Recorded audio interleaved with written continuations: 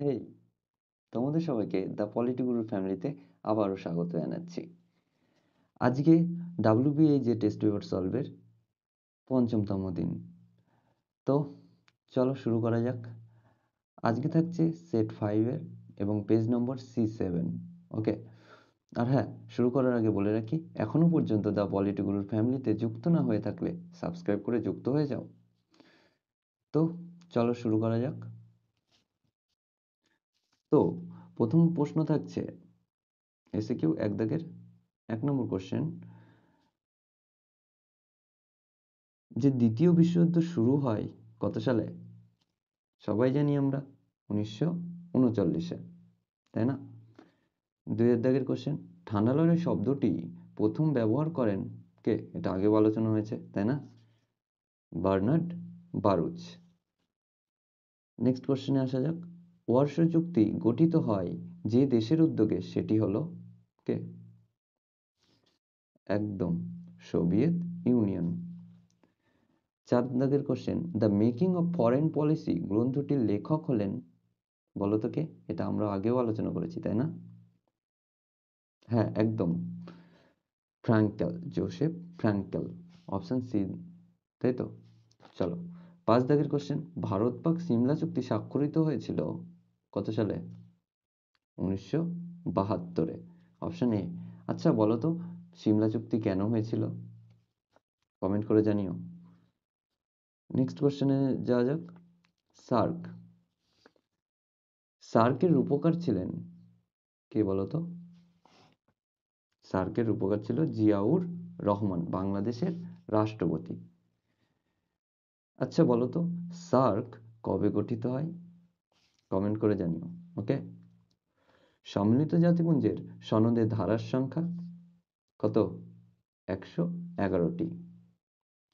এবার 7 দাগের কোশ্চেন, নিরাপত্তা পরিষদের মোট সদস্য সংখ্যা হলো কটি? 15টি, যার মধ্যে 5টি স্থায়ী সদস্য এবং 10টি অস্থায়ী সদস্য। তোমরা কি জানো, নিরাপত্তা পরিষদের মানে প্রথম দিকে এর সদস্য সংখ্যা মাত্র 11 জন ছিল, যার মধ্যে 5টি স্থায়ী সদস্য এবং 6টি অস্থায়ী, কিন্তু বর্তমানে এর সদস্য সংখ্যা 15টি বা 15টি রাষ্ট্র। ওকে, যার মধ্যে 5টি স্থায়ী এবং 10টি অস্থায়ী সদস্য।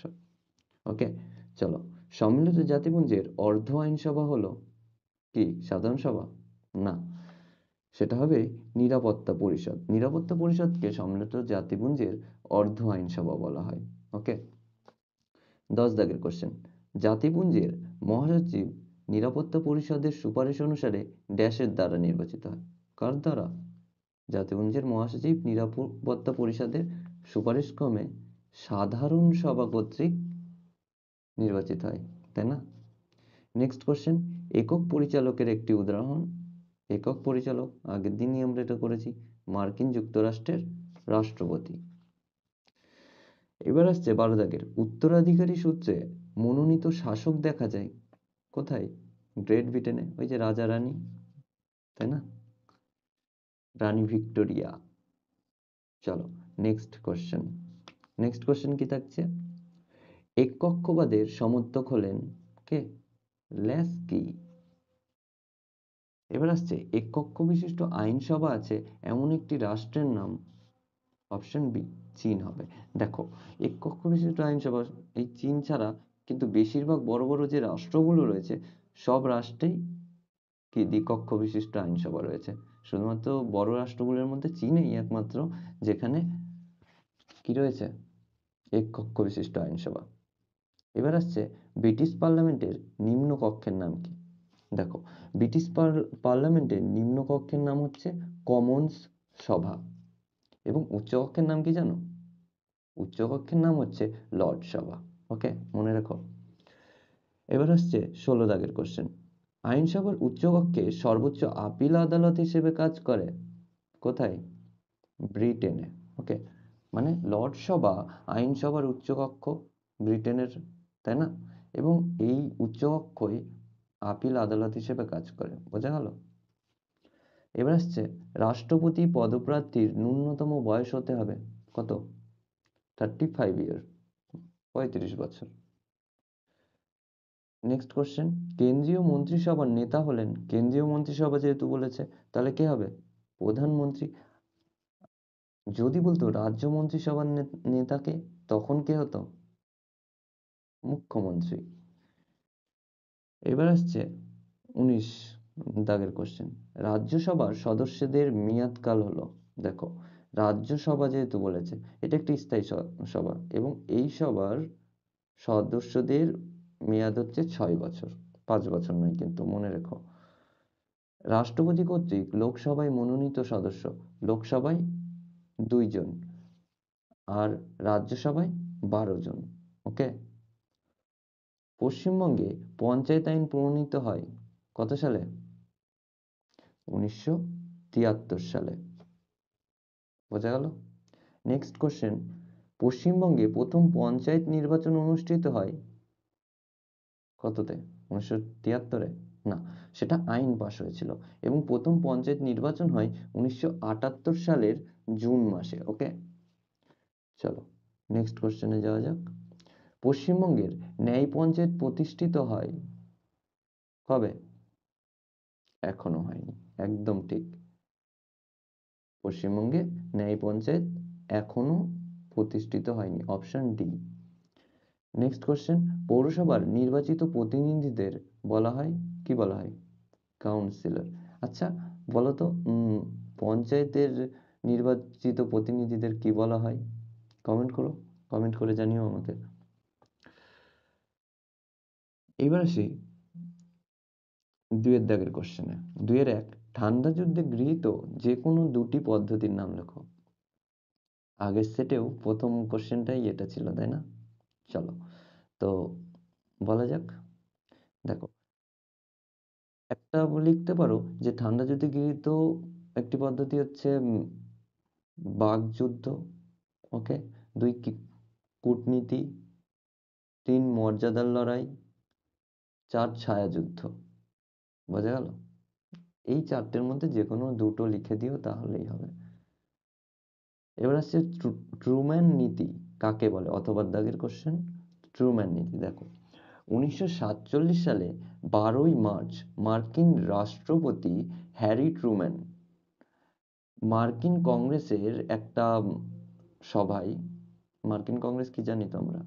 হ্যাঁ একদম, মার্কিন কংগ্রেস হচ্ছে মার্কিন যুক্তরাষ্ট্রের সংসদের নাম। তো আবার বলি, 1947 সালের 12ই মার্চ মার্কিন রাষ্ট্রপতি হ্যারি ট্রুম্যান মার্কিন কংগ্রেসের একটি সভায় গ্রিস, তুরস্ক সহ বিভিন্ন রাষ্ট্রকে, বিশ্বের বিভিন্ন রাষ্ট্রকে সোভিয়েত আগ্রাসনের বিরুদ্ধে যে সামরিক এবং আর্থিক সাহায্য দানের প্রতিশ্রুতি দেয়, সেটি ট্রুম্যান নীতি নামে পরিচিত।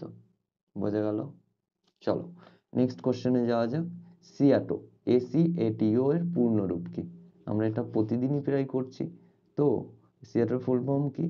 লিখে ফেলি। এস থেকে সাউথ, ই থেকে ইস্ট, সাউথ ইস্ট, এ থেকে এশিয়ান, সাউথ ইস্ট এশিয়ান, টি থেকে ট্রিটি, আর ও থেকে অর্গানাইজেশন।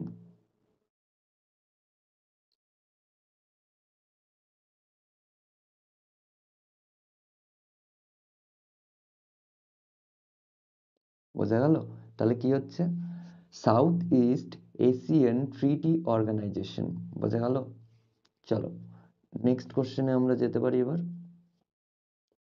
নেক্সট কোশ্চেন কি আসছে? কোন সোভিয়েত নেতা, কোন সোভিয়েত নেতা শান্তিপূর্ণ সহাবস্থানের কথা বলেছিলেন? কে বলেছিলেন? Nikita Khrushchev. বোঝা গেল? চলো 4 দাগের কোশ্চেন, সিমলা চুক্তি কেন সম্পাদিত হয়?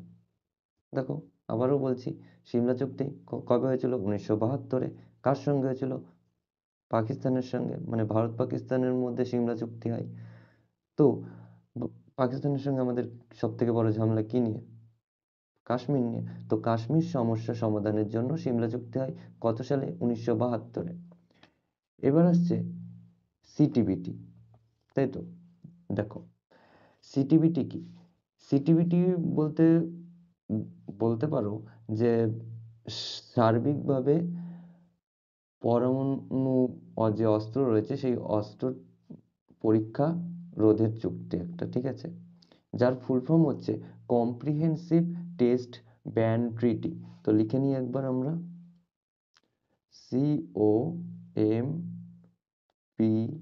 COMPRE, comprehensive, NSIVE, comprehensive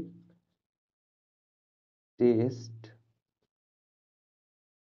ban treaty, treaty. তো আরেকবার বলে নিই, কম্প্রিহেন্সিভ টেস্ট ব্যান ট্রিটি বা সিটিবিটি হচ্ছে সার্বিকভাবে পারমাণবিক অস্ত্র পরীক্ষা রোধের একটা চুক্তি। ওকে, চলো নেক্সট কোশ্চেন কি আসছে, ব্রিক্স কি?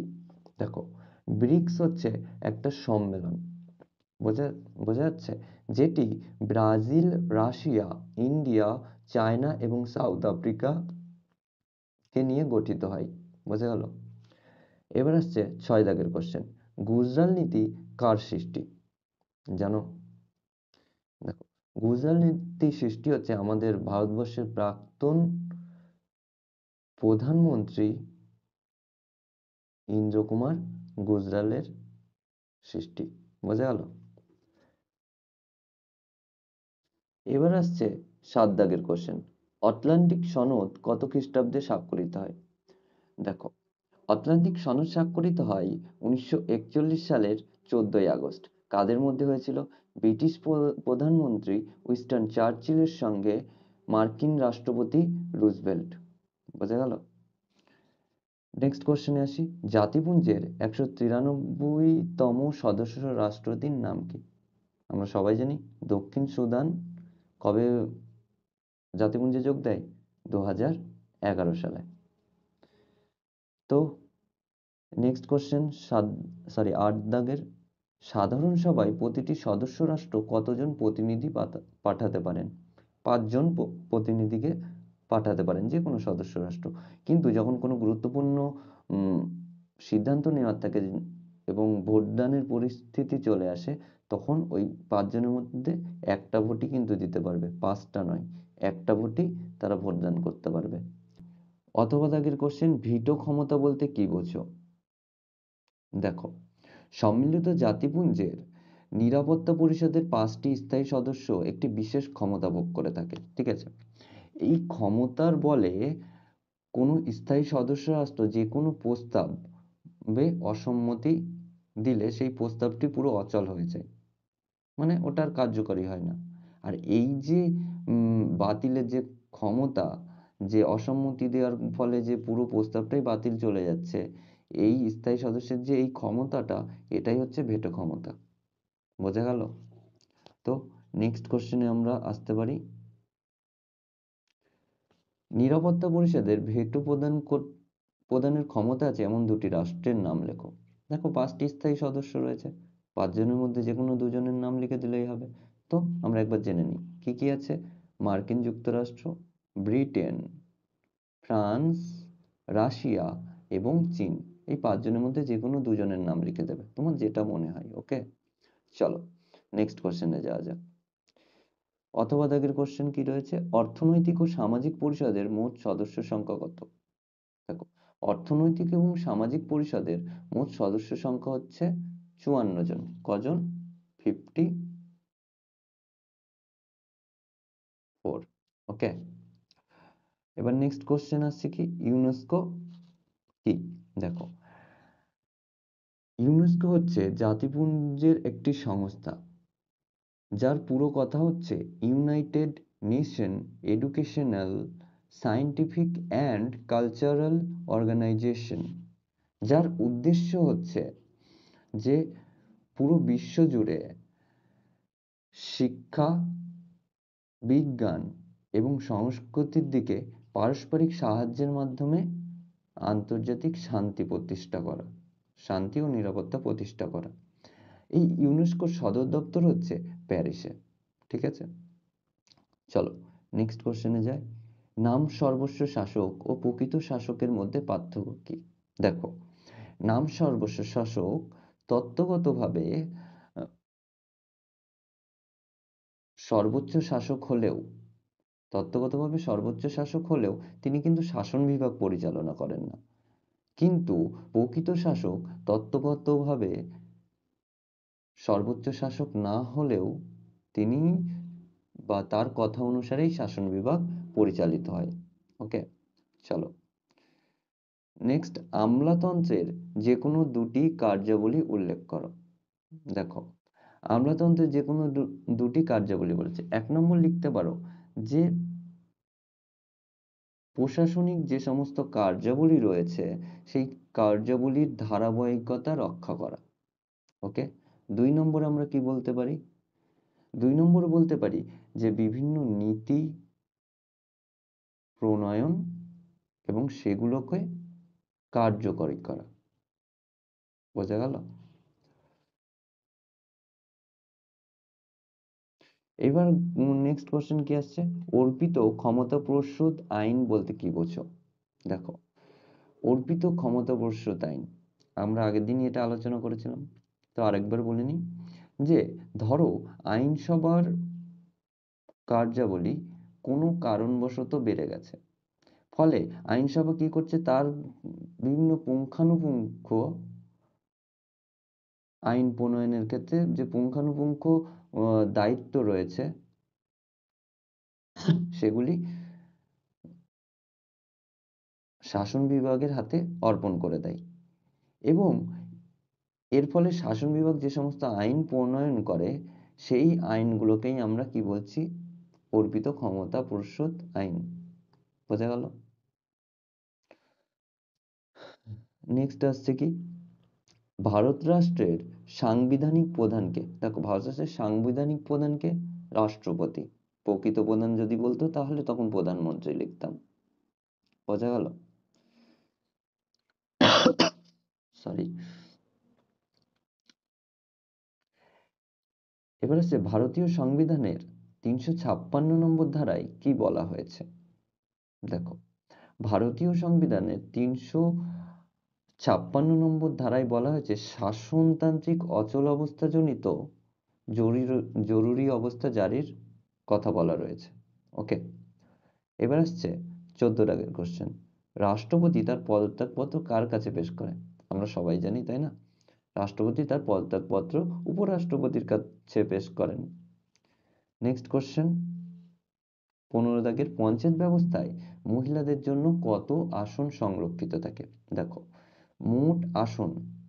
মোট আসনের 50% মহিলাদের জন্য সংরক্ষিত থাকে। ধরো 100টা আসন রয়েছে, 50টা মহিলাদের জন্য সংরক্ষিত থাকে। বোঝা গেল? এবার আসছে 16 দাগের, গ্রাম পঞ্চায়েতের সভায় কে সভাপতিত্ব করেন? কে? পঞ্চায়েত প্রধান। আর জেলা পরিষদে সভাধিপতি। আর পঞ্চায়েত সমিতিতে একদম সভাপতি। এবার আসছে গ্রাম সংসদ কাকে বলে? অথবা দাগের কোশ্চেন, দেখো, গ্রাম সংসদ হচ্ছে 1992 সালে 73তম সংবিধান সংশোধনী আইন অনুসারে প্রতিটি পঞ্চায়েত এলাকায় সমস্ত ভোটারদেরকে নিয়ে একটি গ্রাম সংসদ গঠন হয়। ঠিক আছে? তো এটা হচ্ছে গ্রাম সংসদ, এটাই লিখে দেবে, কোনো প্রবলেম নেই। তো নেক্সট কোশ্চেন গুলো তোমরা বই থেকে করে নিও, বড় কোশ্চেন, যেহেতু এমসিকিউ কমপ্লিট করলাম। তো চলো আজকের মতো এখানেই শেষ, আবার দেখা হচ্ছে কাল ঠিক সন্ধ্যা 6টায়। তো সঙ্গে থাকার জন্য ধন্যবাদ। আর হ্যাঁ, এখনো পর্যন্ত যদি দ্য পলিটিগুরু ফ্যামিলিতে যুক্ত না হয়ে থাকো, সাবস্ক্রাইব করে যুক্ত হয়ে যাও। চলো।